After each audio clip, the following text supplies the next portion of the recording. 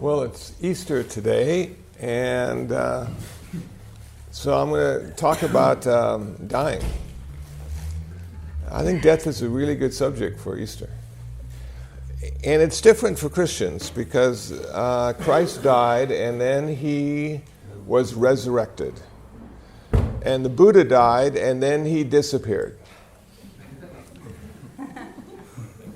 And it's like we sort of all want to do that. Because even if we're born in heaven or reborn in heaven, if you're a religious Buddhist, eventually you have to leave, and it's not as good as you thought it was going to be because of the impermanence factor. And then Earth is okay some of the time, but most of the time there are a lot of people being killed and hungry and cats not being taken care of, and so it could be better. And the hell realm, of course, is not good at all. But it does lead to a sense of humility, I suppose. And we want nirvana, because nirvana is what will allow us to exist and not suffer. So if you've come to Buddhism and wonder what the heck it's all about, it's really only about two things. And the first thing is, it's why we suffer as human beings, and then how to end that suffering. And suffering is really interesting because it's sort of this uncomfortable feeling that it could be better all the time. Even when it's good, it still could be a little better. And that's the thing we sort of want to get rid of, that it could be better thing. And just come to this place of the present moment experience of the perfection of our life and how that would feel. So next week I have a birthday, and I'm encouraging people to not use the word happy in front of it. Because after a certain age, people just go, oh, birthday? You know, you're 1 year further away from birth and 1 year closer to death. And when you're 20, it seems like death is really far away. You know, but like I'm going to be 67, and Gary Shandling died this week, and he was like 66. And people said they just saw him a couple days before he died, and he said he looked fine. He was telling jokes. He was the life of the party. And I'm thinking, you don't even have to look sick to die. You can just die. You know? And so that got me to thinking about my own demise, which is always good to think about if you're a Buddhist. Because we don't know when it's going to happen. It's the co-pilot. It's that little death guy is right on our shoulder all the time saying, you're next, you're next. And yet we take our vitamins, and we do our exercises, probiotics, we do all the things we're supposed to do to make our life just a little longer. But then you see somebody who's 100, you may not want to go that long. There could be like a happy place where you die. And so the big question came to me, who dies? Who dies? You know, and in Buddhism, you know, who am I? What am I supposed to be? And then you say, well, what part of me dies? And then so I thought I'd test it out, and I talked to my hand. And I said, hand, are you afraid to die? And nothing. And then I talked to my right foot. Are you afraid to die? Nothing. And then I thought, well, you know, my body doesn't even know it's alive. It doesn't know the difference between life and death. And probably if it did, it would like death because it didn't have to do anything. It's been working its whole life, this body of mine, you know, finding food, finding shelter, finding pleasure, finding happiness. And it still goes, though slower and slower, it still goes. So then I thought to myself, well, it must be the mind. It must be some part of my consciousness that's like really afraid to die. And it seems to me that it is our ego, my sense of self. And its whole job, it has one job, only one job, and it's to keep me alive. Its job is to keep me alive. Anything that makes me uncomfortable, the ego says to me, you'll be dead soon, you have to do something about this, which you all know when you meditate. because then the one leg goes numb and then the other leg goes numb, and you imagine a wheelchair and they take you out and everybody's really sad that you meditated with them that day and we hope you get better.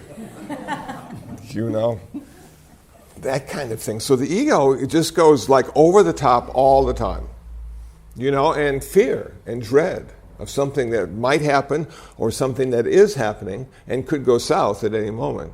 And it's just there watching. And we have this whole bag of tricks. We have this bag of tricks of education, of practical experience, of peer groups sharing with us what we're supposed to do. Everybody's willing to tell us what to do. And in some cases, that's really nice of them. Mm-hmm. And then I thought to myself, well, what can I do for them? They're all telling me what to do. What can I do for them? What would be the greatest gift to them? Everybody. And it came to me through a Facebook post.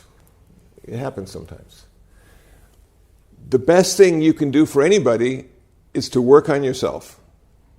And I go, yeah, of course, that's it. So if I'm going to have to die, and now I've figured out who's going to die, it's going to be my ego, and I realize that's the last thing it wants to do, and it will fight all the way. I need to figure out what would make it feel more comfortable in the death process. So I started with, okay, you know, when you die, you have to give up everything forever. But when you meditate, you give up everything for 20 minutes. So it seems to me a logical deduction that to practice dying, we meditate. We sit here and we let go of all the things we're supposed to do, all the things we have, all the things we want for 20 minutes. And in that 20 minutes, there's a certain sense of peace and joy and bliss and happiness, not having anything. Exactly the opposite of what they told us would be true. The more stuff you have, the happier you'll be. So I'm thinking, okay, so I'm going to let go of everything for 20 minutes and see what happens. And yeah, okay, cool. So now I'm thinking to myself, well, I have all these things, and I just live in a room. I live in a room with a bed and a desk. And I have stuff everywhere, stacked to the ceiling. People just are so kind to me. They give me things. I find things on Amazon, free shipping that I want.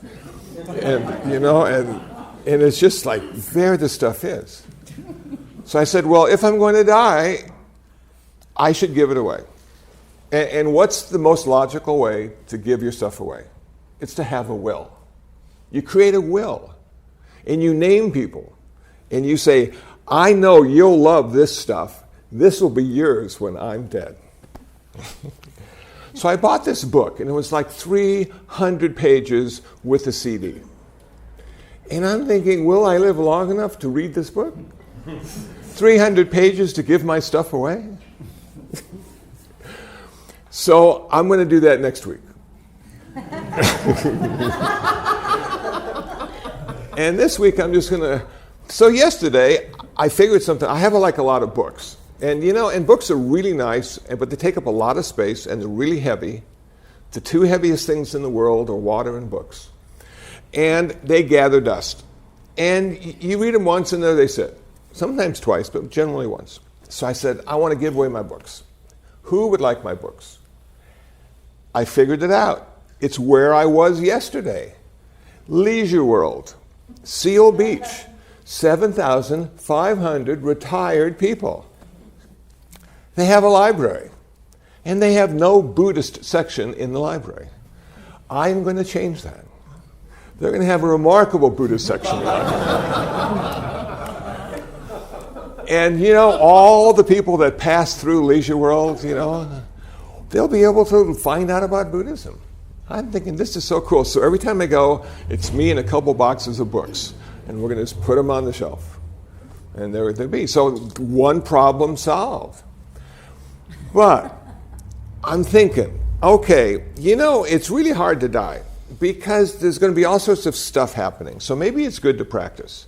Practice death. So you practice letting go of all your stuff for 20 minutes. And then you sort of practice letting go of yourself, capital S. And how do you let go of yourself? A couple different ways. So the first way is the way I started in my meditation practice, and it was samatha, it was concentration. And I wanted to concentrate so hard on one thing that nothing else existed. And that's the deal in samatha meditation. You concentrate that hard on one thing. So I picked my breath. Breath was recommended to me by a variety of people. It's something you always have. You don't need to worry about wearing your beads, the candle won't light. Can't meditate now. You got your breath all the time. And it's always changing. It's never the same twice, which is just like life and us. We have deep breaths, we have shallow breaths, we have hard, we have soft.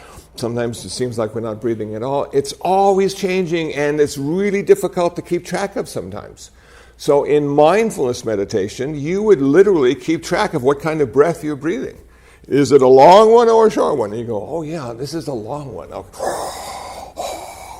But that's mindfulness. And I didn't want mindfulness. I wanted samatha. I wanted bliss and joy and happiness. And that's when you don't pay attention to how big or how short. You just focus on the sensation at the tip of your nose. It goes out and comes in. So you feel a sensation there. And that sensation allows you to start to let go of concepts that you are holding on to. Okay, because in the mindfulness thing, it'd be long or short, but long and short is just a concept for a duration of time, which doesn't really exist anyway. And it's what we do all the time in our head. It's the story that we live with. It's who we are. But you come to a sensation, it's rooted in the present moment experience of your life. It's not happening tomorrow. It's not happening yesterday. Any sensation we have right now is happening right now. And so it's like this anchor in the present moment. If you're getting a little spacey and feel a little uncomfortable about stuff, just pinch yourself, and that sensation brings you back. And you go, okay, yeah, everything's still okay, and it's like we need to remind ourselves we're here. Because I get lost. I have a lot of stories and narratives that go on all the time. And especially when I drive. And I ask myself, well, can I go from point A to point B without hating people? Sometimes I can. Can I go from point A to point B without being hated myself? Without being the jerk that I don't want them to be? And sometimes I can. So even in the simple, complicated act of driving, we are faced with the situation of being here now. And you go, wow, okay. So I'm meditating, I'm going deeper and deeper, and I go into this jhana thing. See, now, they have this in early Buddhism, they also have this in Hinduism, it's called jhana. You go really deep, and you start letting stuff go, just like dying. So there are 5 characteristics in the first jhana: applied thought, sustained thought, happiness, bliss, and equanimity. That's the full 5 in the first jhana. And then when you get to the second jhana, you only have 3 characteristics. You have let go of applied thought and sustained thought. And now you have a greater sense of happiness and bliss and equanimity. So it's like a path of renunciation, which is like what death is. Death is like this path of renunciation. You're just going to be giving stuff up all along the way until the last thing you give up is you. You go, oh, okay. So now I've got this really pleasant physical sensation of bliss. And you know what? It's a perfect reward for all the sitting and pain I went through. And I don't want to give that up. And so I hang in there for a couple of years with my bliss. And it was good for a couple of years, but then it takes a lot of energy to be blissful. And you're exhausted. Wow, that was a good bliss. And you just want to, lay down and sleep for a little while, So you say, well, there's probably something beyond this bliss, and there's happiness. So you work really hard on letting go of your attachment to the bliss that you've had for 2 years, and you go into happiness. And now you're in the third jhana. You have happiness and you have equanimity. And happiness is more subtle. It's not like really powerful like bliss and pleasure. It's really subtle, and it's a nice place to be. And the Buddha said that, nirvana and happiness have a lot in common. Oh, and you go, wow, okay, so maybe the end of the Buddhist path is happiness? Yes, if you look at it that way. It's a good sell. It's a hard sell to say nirvana is the end, but it's a good sell to say, yeah, you can be happy forever once you achieve nirvana. And we're so tired of being happy for just a short time. You go see the Rolling Stones and you're happy for a few hours, And then you go, wow, how can I be happy next? And it's just continual being happy and spending money and time, and it's never ultimately satisfying.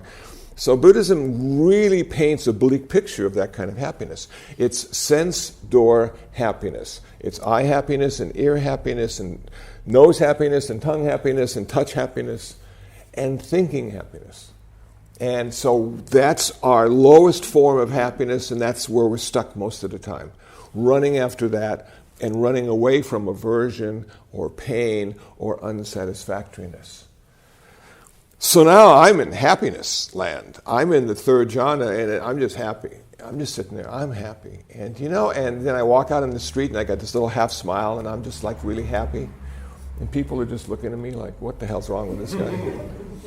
Why is he happy and I'm not, What does he know that I don't know? And it's nothing. I know nothing. That's why I'm happy. As soon as I start to know anything, I become unhappy. But there's one place to go still, and that's equanimity. That's balance. Not indifference, it's balance.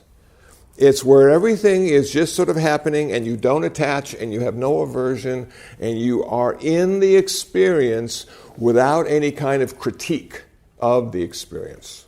You just sort of there. And it's nice. It's nice not to have to pick sides. And in this presidential year we find ourselves in, everybody is picking sides. It's amazing how many sides they can pick. I am blown away. And everybody knows their side is the right side. But to be in the middle, there's no right side or wrong side. It's a cool place. So there you are, and you're just sort of hanging out there for a long time, fourth jhana. And you want to ultimately one day maybe transfer that kind of mind state to your everyday walking mind state. That's sort of what you hope to do, but you keep having opinions and preferences that get in the way of that nice balance. But can you imagine now you're dying, okay? And don't imagine it too well. And you're lying there, and and the nurse comes in and turns off the TV, and under your breath you say thank you. And then you start doing your jhanic meditation. You start going into, applied thought, sustained thought, let that go. Bliss, yeah, still bliss. It's still there. Why is bliss still there? Because it's an inside job. It's not, you can find this inside, not outside. Buddhism is teaching us to always look inside for the truth, because that's the only place truth resides. Then you go into this happiness place, and you die and you're getting closer, and now the priest is in there giving you last rites, and you go, no, I'm a Buddhist, thank you. And, and then it's equanimity time. It's perfect balance time. It's no preference time, no opinions time. It's just you're there, and then you're not. Okay. So we can practice this while we're alive. We don't need that hospital bed. We can do it while we're alive. Every day. 20 minutes a day, 40 minutes a day, whatever you have time for. And people say, what are you doing? You say, I'm practicing to die. And then they think you're morbid and unrealistic, and you're totally realistic and have positive mind states about death. Because what is death to a Buddhist? It's the doorway to our next birth. We got to die to be born again. That's it. That's the deal. You can't just keep living one life. You got many ahead of you and many behind you. And I know most of you are not into that yet. But there may be a time in your life when your hair is gray and your teeth aren't there any longer, and you're going to say, yeah, maybe I've used up this life. All the good stuff is sort of gone now. And even the maintaining is difficult. It's all downhill. Maybe I should get that next life ready. Make it just accessible. And I got to do my work. But there's another way to go, and this is sort of the mindfulness way. And this is a different kind of meditation, and this is the kind of meditation that I have grown into. Because when I started to meditate, I wanted to really push it, and I wanted to really feel all the stuff I had read. Because when you read all these books on meditation, it makes it sound so good. You can hardly wait. And I suffered painfully for 2 years. The first 2 years were just terrible. My legs would not hit the ground. I would sit like this because my thigh muscles were too tight. And somebody said, why don't you put your hands on your knees, and that extra weight, after a couple years, you'll actually touch the ground. And it's so much more comfortable when your knees are on the ground. So I struggled, and I didn't want to suffer. I wanted to feel the most intense bliss and pleasure and happiness I could. And I was lucky enough to experience some of that some of the time. But it didn't lead anyplace. It was great while it was going on, don't get me wrong, and it didn't cost a penny, and you can't get busted. But it's like, where does it go from there? Where does it go from there? When you've had, the best bliss, the best happiness, what happens next? So I'm reading this Zen book, and I never liked Zen. It was too poetic and abstract for me. But then I started to hear it. I started to actually hear Zen and what they were saying, which is remarkable because they don't say anything. They don't even give you a hint, But I'm starting to understand this, so I said to myself, I'm just going to sit. I'm just going to sit. I'm going to do the simplest form of meditation that I can think of, and it's just sitting, which is called shikantaza in Japanese Zen.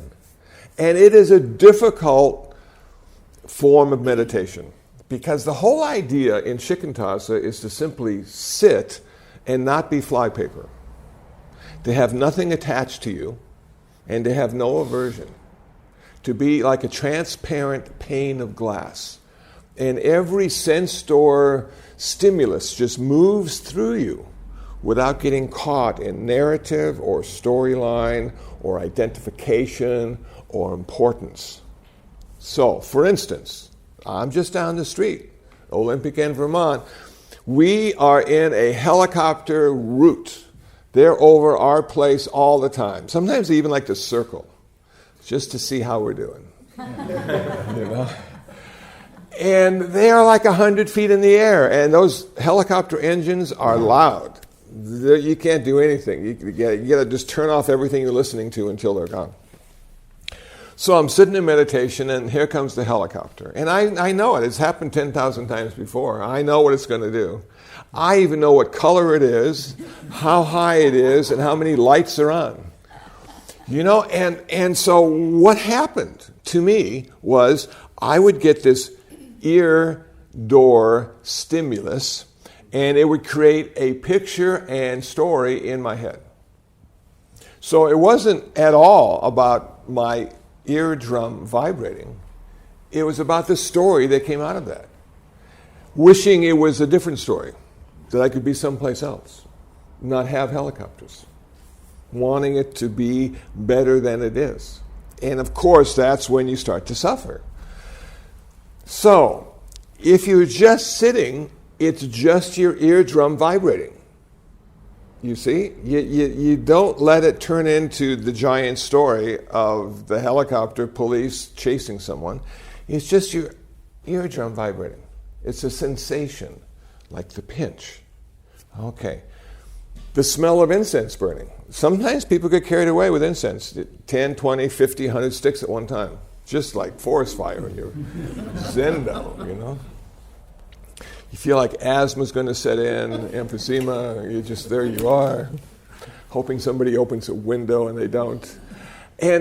So you got this, this smell, and it stimulates all those thoughts and pictures and ideas and wishing that it was different than it is. And every sense door, you got the sensation of touch. And there you are sitting, and your knee falls asleep, and your ankle falls asleep, and your back hurts.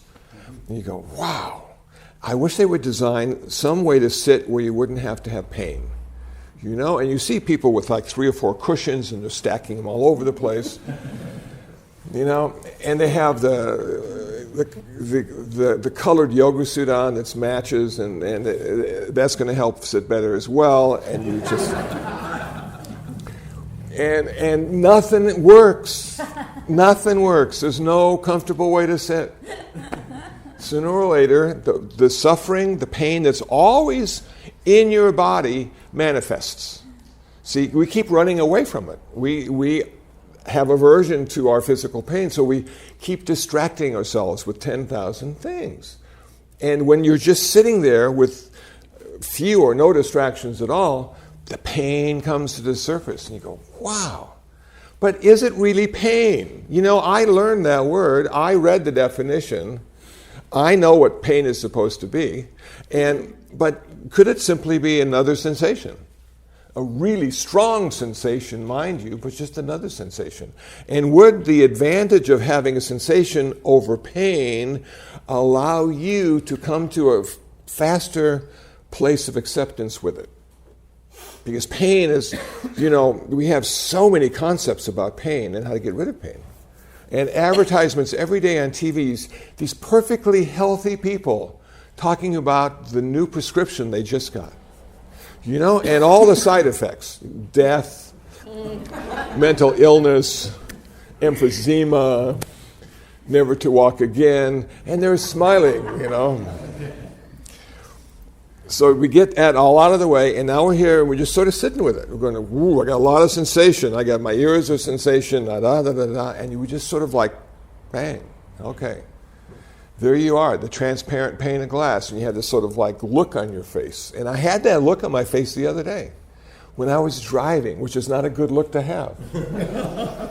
Because there's this guy, and he's walking across the crosswalk, and he looks at me to see if I'm going to run him over, and he sees my acceptance face. And I just had this no look, no emotion, no stare, just sitting there like I'm sort of dead, you know.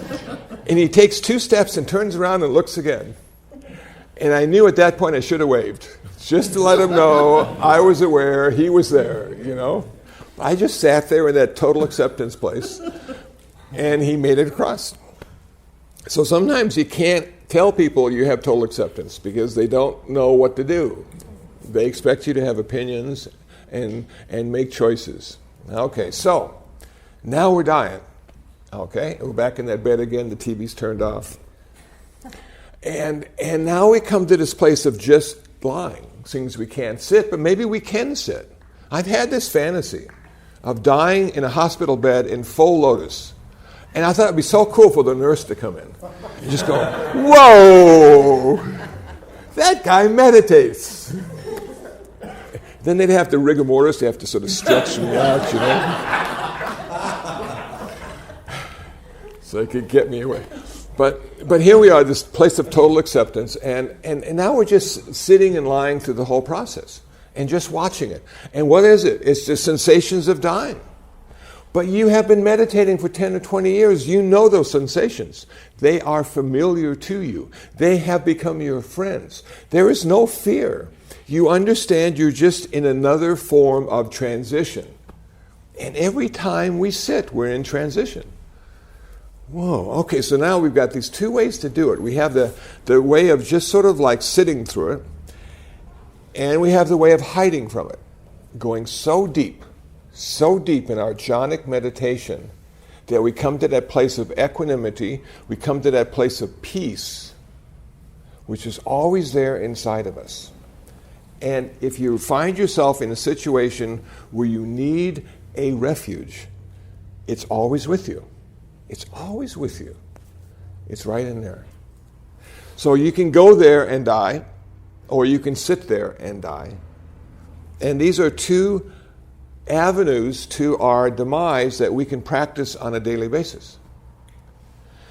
Now, ironically, after all of this dying, it allows us to live more fully and engage more skillfully in the world around us while we are alive. We have a great sense of courage now. We have faced death morning after morning, evening after evening, and it didn't kill us.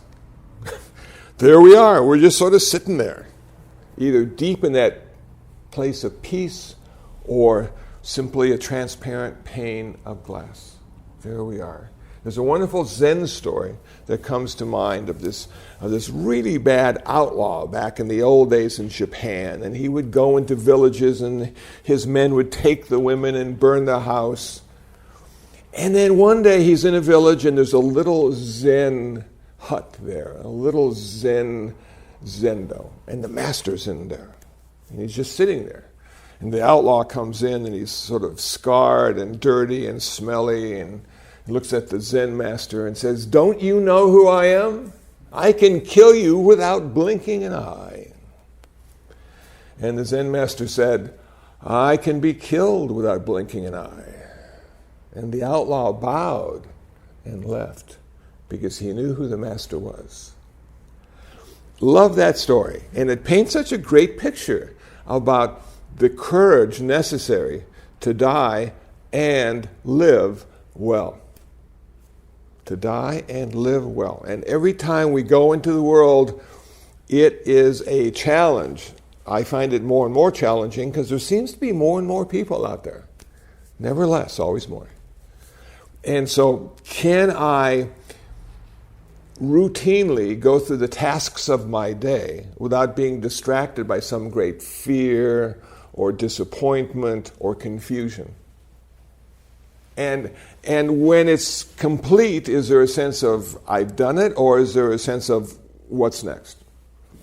You know, is it an event, or is it simply the process that continues?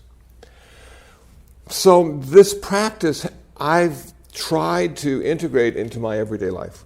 I've tried to use it to be a more skillful person. And I fail often. And I say things I wish I hadn't have said and done things I wish I hadn't have done. And I just have to look at myself at that moment and say, with all sincerity, not a Buddha yet. That's it.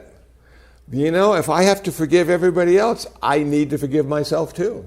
For not being who I think I should be. For them not being who I think they should be. And coming to a place of just accepting who I am, which is always changing and hard to pin down. But that's the game. That's what we're in this for. Who am I? Who dies? And, more importantly, who lives?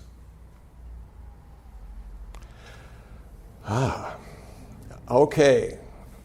I would love to get some questions or comments on what I've just said. Yes, sir. Do you think that the jhana states, is that something to worthwhile to pursue in the practice, or do you think that that's something that it's better to just sort of stick with the mindfulness type approach with the meditation? Okay. You need both. Even if you're doing mostly mindfulness, you still need both. Because you need to be able to concentrate. And the difference between jhanic meditation and vipassana meditation, or mindfulness, is this. In jhana, you have sustained, focused, laser-like concentration. In mindfulness, you have a momentary concentration. You zap in and then zap out. And what you're zapping in on is the truth of your existence. The impermanence, the unsatisfactoriness, and the not-self. Yesterday, at Leisure World, a fellow came up and he'd been there a few times before, and he's an older guy, and he used to be a writer, and now he's retired. And he was almost tearful in asking me, you know, I can't think of the words anymore. I start talking and I want to ask a question and I can't think of the next word I'm going to say. And, you know, and I used to write and it's just driving me crazy. Is there anything I can do? Well, you know, I said, well, have you talked to your doctor? I thought that'd be a good place to start. And then I said, and have you tried vitamins? And then I said, have you tried probiotics? Now that's the funniest part of the whole thing. But you know what? That worked the best for me. I had no idea. When I was in the hospital, I had like 3 days of antibiotics. A friend of mine bought me some probiotics. He said, you probably have no biotics left, so let's get probiotics. And I started taking them, and I found there was a subtle but real change in the way I was able to grab words. That before there was a pause, and I hesitated, and it was difficult to get and now they just sort of jump up and say, I'm the one. Because of the probiotics. And in doing reading about probiotics, I also find that our gut is the second brain. I had no idea. So when, and then to top it all off, to keep my memory sharp, I have a tenor guitar, I have a plectrum banjo, and I have a ukulele. And all of them have 4 strings. But they all require different chord shapes for the same chord. And so I will play one day and play one another day and play one another day, and I'll do the same chords, but having to remember the chord shapes or to hear the chord shapes. So there are a lot of ways to keep it going. Now, could I have just sat down and said to this guy, try this, try that, it might work? I could have said that, but you know what? It wouldn't have registered. The problem with that is it's aging. And sometimes there's a way to fix it, and sometimes there isn't. And as we age, we find we have more boundaries or limitations. That all the things we used to do, sometimes we can't or do them as well now because we're aging. And as we continue to age, we'll be doing less and less things, and maybe even thinking less and less thoughts. Though some people are very sharp right to the end. So, I think in our meditation practice, in samatha and vipassana, we have the opportunity to really self-evaluate on a daily basis. How am I doing today? How do I feel today? How am I walking today? How am I talking today? And some days are good, and some days aren't so good, and it's not linear. The thing that comes out of my practice is it's not linear. It never goes 1, 2, 3, 4, which is so frustrating. If I want to build a muscle, I know that if I do it long enough, it'll get bigger. But life, it just happens, and not necessarily in order. And I'm going, whoa. So this level of acceptance that comes through mindfulness and jhana allows us a bit more comfort and peace in this very uncomfortable world that we live in. So I would say the Buddha did jhana meditation and then did mindfulness meditation. And if you go on a Goenka retreat, I understand the first day or so is concentration, and then it's mindfulness. So they work together. They benefit each other. And when you're mindful, it allows you to take it right out into the world. Jhana, you have to stay on the cushion because you're at that place where you can't do anything except be inside. Is that helpful? Yeah, it is helpful. I'm wondering too that in my encounters with Buddhism, the most of the groups that I are a part of are all about the vipassana and mindfulness. Are there groups or places where you can learn about jhana as well, or? They're just all sitting quietly someplace. It's hard to find them. Now that's the deal. That's the deal. Because when I learned first of jhana, I found it in the Visuddhimagga, Path to Purification, Buddhaghosa, 5th century. So I said to myself, I'm going to go find someone that teaches it, because that's what I want to learn. I couldn't find one. It's rare. It's a rare individual who teaches jhana or samatha meditation. But if you go online, sometimes you're able to find video and audio of retreats, jhana retreats, and sometimes they have books or outlines also that you can download in PDF, which will get you started. It's because it's an internal reality, there's a lot of things that can go wrong. And so, if you're prone to be psychotic or schizophrenic, man, you go right there, So it isn't encouraged with everybody. And in fact, some of the requirements for jhana, we got to find a very peaceful place, that doesn't have, interruptions, and you have to have access to food and water, so you don't have to worry about that. And it is literally like going on a retreat alone. and then you start working on the outside to the inside, and then you get there. So I would say there's more and more stuff now on the internet. When I first started, there was very little, but there is more stuff, and that might lead you then to someone locally who's teaching it, and they can. And of course, again, this is the deal. I have found with teachers is the best teachers tell you what they do. They don't tell you what you should do. So it's hard to find those teachers because a lot of people want to tell you what to do. And it just drives me nuts. So I listen respectfully, and then I leave. It's like, okay, because nobody can do it for you. Nobody can tell you who you are when you don't even know yourself who you are. Nobody knows your karma from all the past lives you've lived. Nobody knows all the challenges you faced simply in this lifetime. So when we listen to teachers, the best ones say, this is what I have come to understand. This is what worked for me. And there's a disclaimer in there, which it may not work for you, but give it a try. That kind of thing. So that would be my telling you what to do. Yeah. Hi. I don't know if this is too off topic, but you're talking about death, and my mother recently committed suicide last year, and I ironically stayed in the room where she did it 3 days ago. So it's interesting that the topic was death. I'm just wondering, Buddhism and suicide, if you could say a few words on that. Yeah, okay. Buddhism and suicide. It's always wrong to kill. It's always wrong to kill yourself. But sometimes it's necessary. There was nothing wrong with her. No. There's always something wrong with it. Right. But sometimes it's necessary.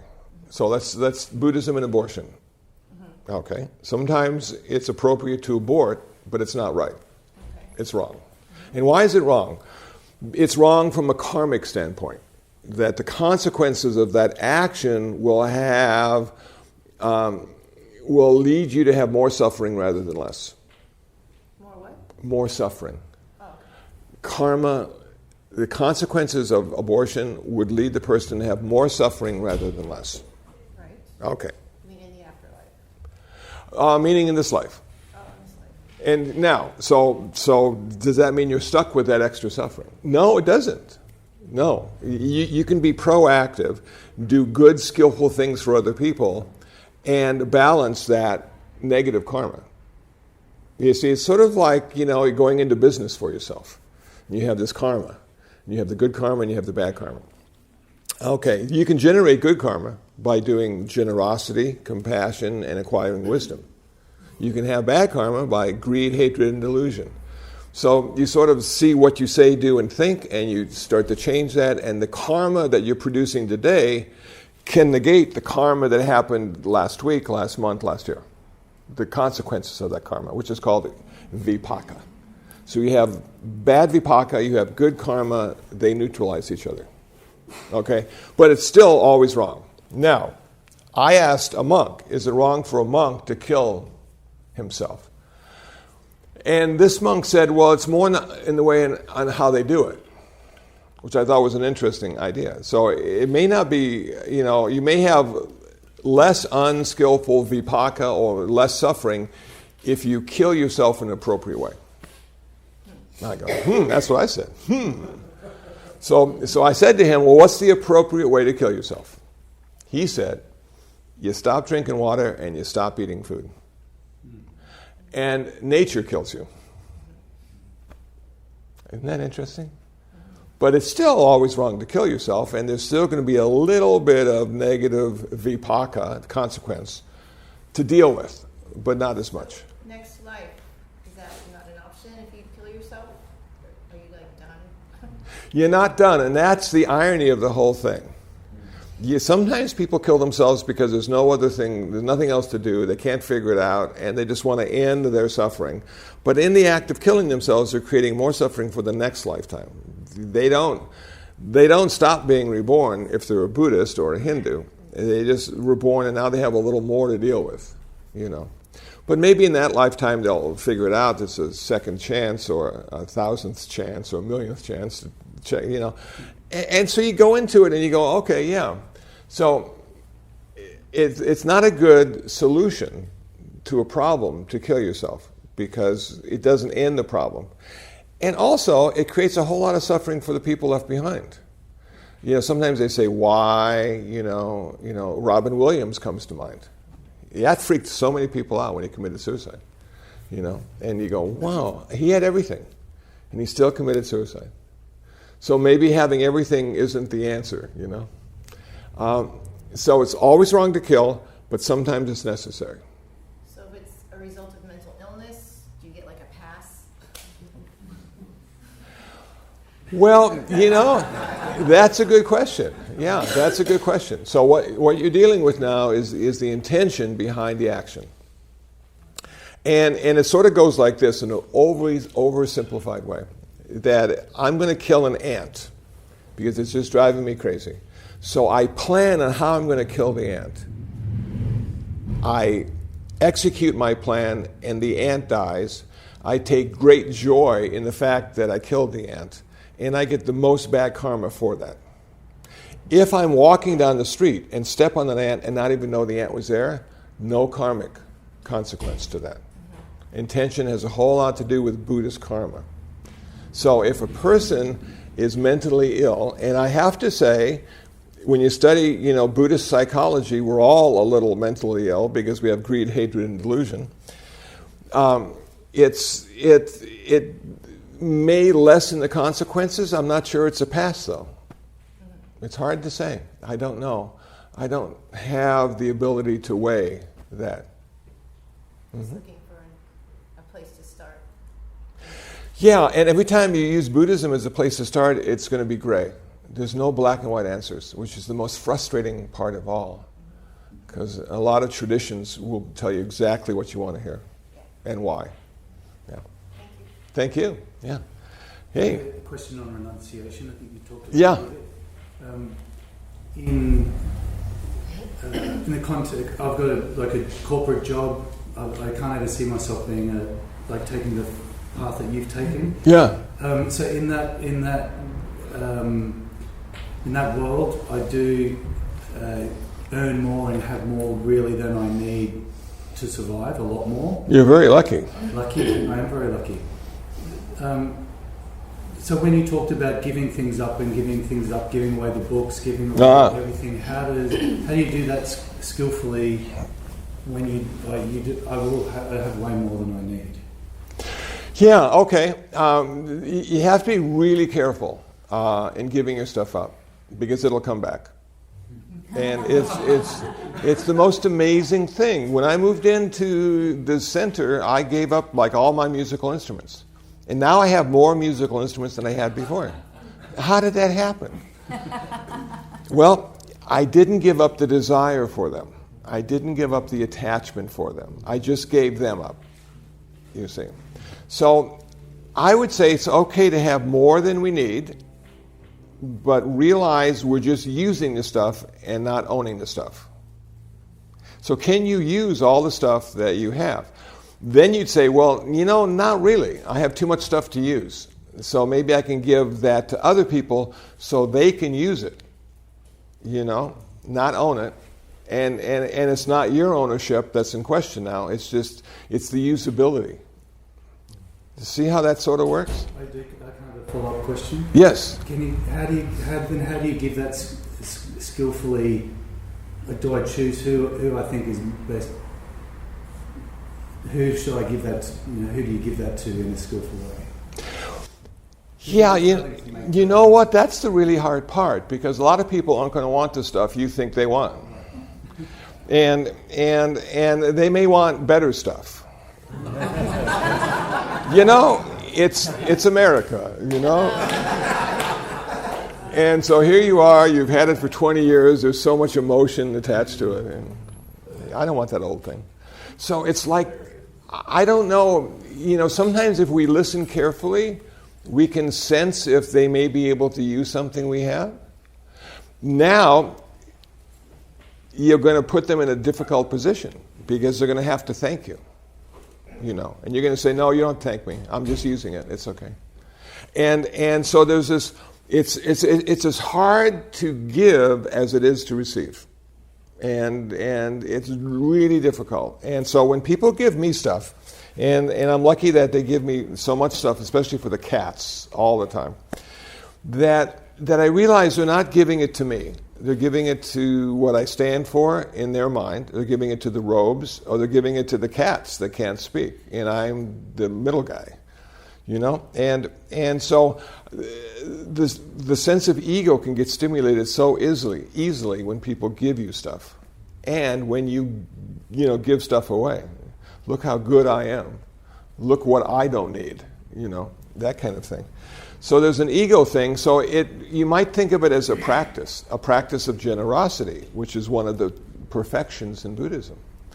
And there's a whole series of articles, if you go on the internet, of how to practice generosity and do it in a skillful way.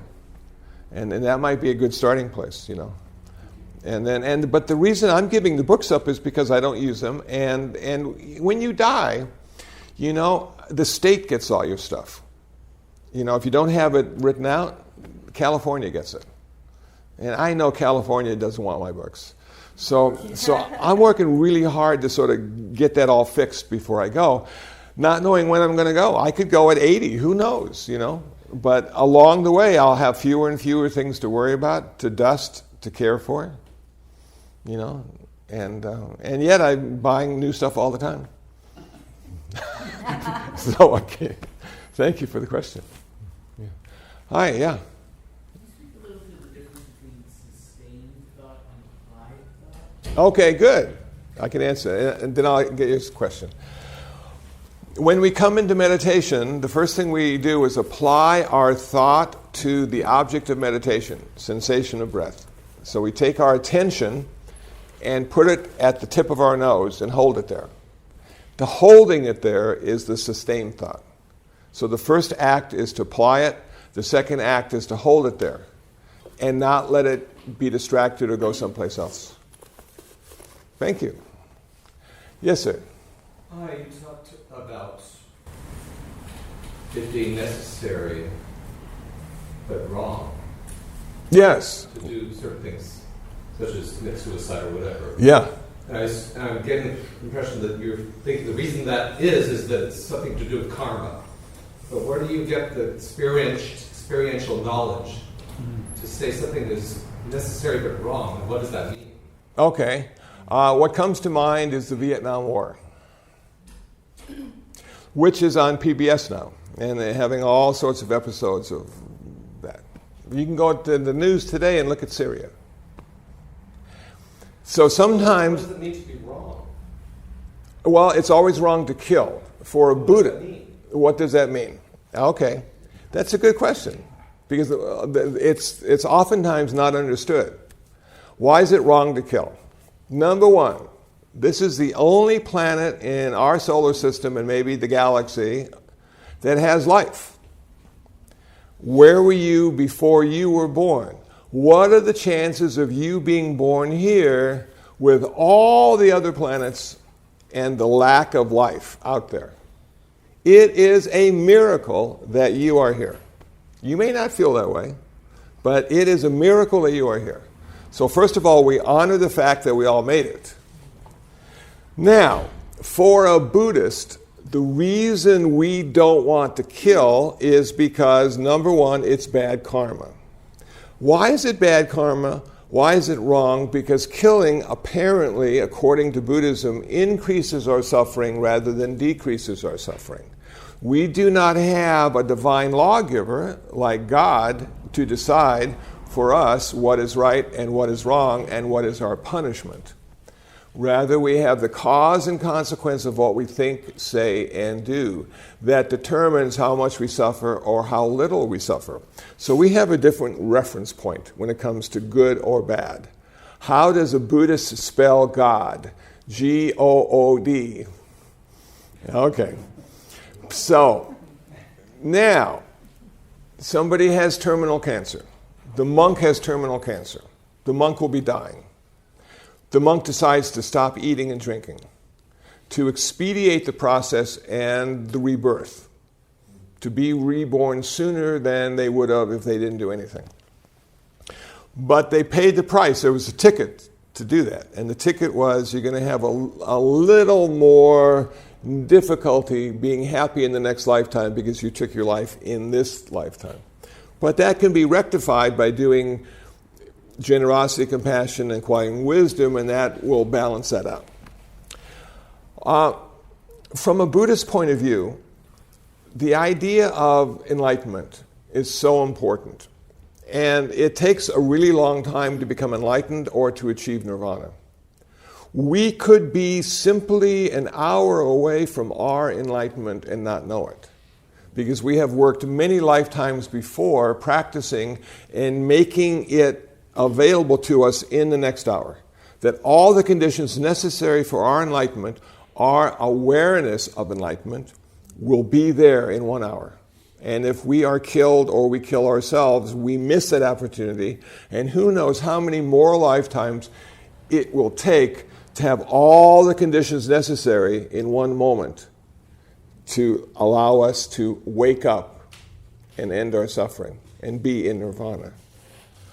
One of the ironies are the euphemisms we use for killing, to make it seem just a little better.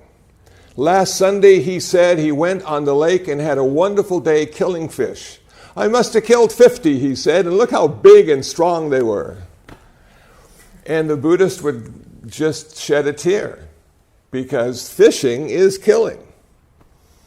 You know? Now, is it wrong to kill fish? Well, if you're hungry, it's wrong to kill fish, but that food may keep you alive long enough to practice to achieve your nirvana. So we should always honor those creatures that we're eating because they are allowing us to continue our practice. There are many different ways of looking at death. And then we have social death. We have like the death sentence, the death penalty. Is it right for the state to kill? And some states have said no, and some states have said yes. In our practice, if it matures the way it is most likely to, I don't want to say supposed to, most likely to, the lives of others will become more important than our life. The life of the cockroach will be just as important as yours to the meditator. And rather than kill the cockroach, they will catch the cockroach and put it in an environment that doesn't make humans feel uncomfortable. Because when humans feel uncomfortable, the easiest way to get to that, get rid of that uncomfortable feeling is to kill the problem. We do it all the time and think nothing of it. But as you meditate, as you start to wake up, you become much more sensitive. And you may even cry when you see people holding fish. You may just be so sad because perhaps there was another way to do it. So that's what I would say to you. Thank you. Thank you. Yes, sir. Hey, this is just a really technical question, but you talked about pain in meditation. And for me, it's really uncomfortable. You know, sometimes I'll have like an itch and focusing on it. I was told that, you know, it just, if you focus on it with equanimity, it just passes. I guess maybe it's tough for me to have equanimity. Do you find it works for you? Have you focused and has it gone away? No, it gets more intense. Yeah. And I feel like I have to scratch it. Yeah. I would suggest ibuprofen.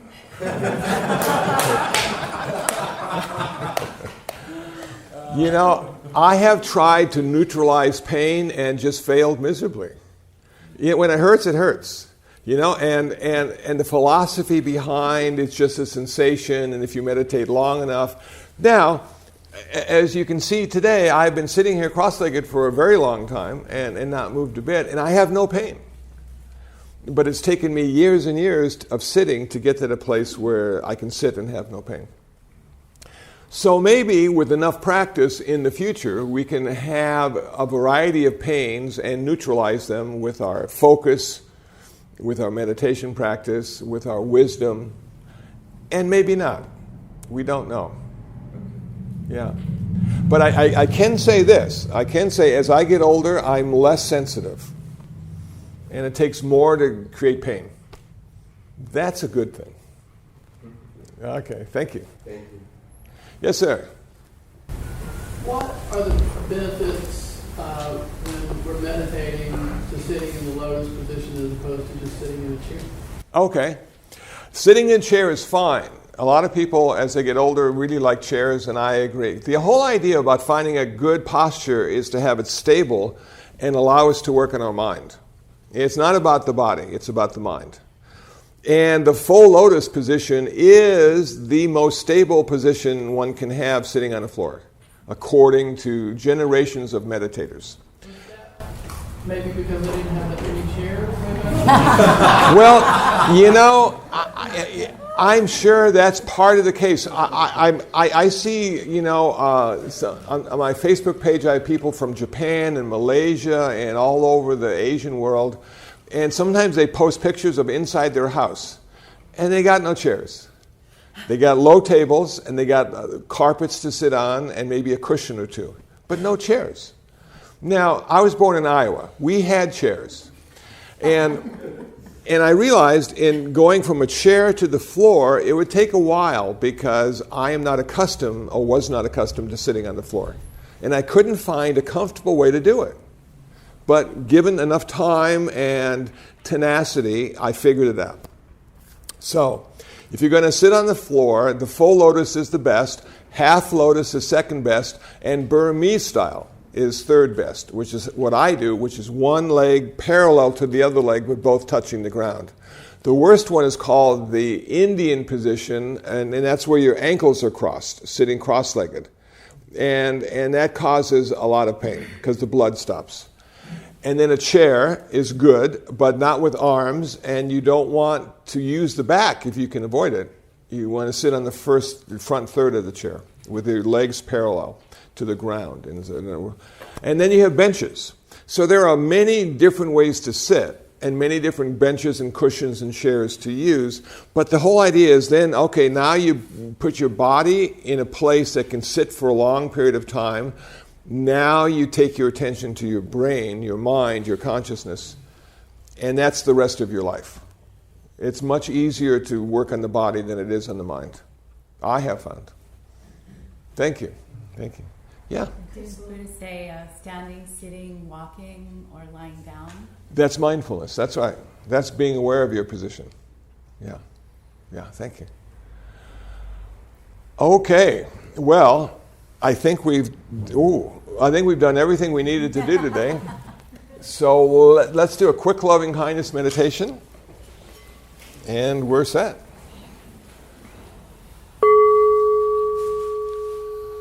May those of us who have come together today in mind and heart be happy, peaceful, and free from suffering. May no harm come to us.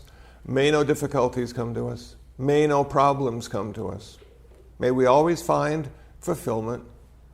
May we also have patience, courage, understanding, and determination to meet and overcome the inevitable difficulties, problems, and failures in life. May the suffering ones be suffering free, the fear-struck fearless be. May the grieving shed all grief. May the sick find health relief.